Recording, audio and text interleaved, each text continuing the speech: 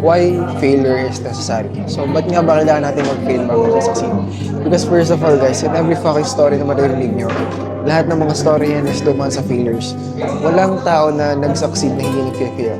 Because succeed being is like, you have to fail multiple times, again and again, again and again, until you learn the lessons you needed to be successful.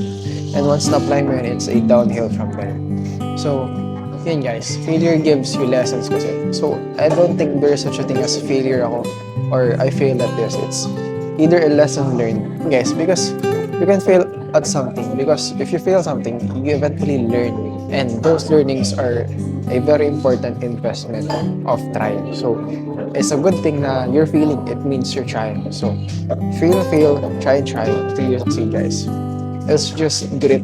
Labanan siya ng grit, persistence, consistency, discipline. Yun lang guys. Peace out.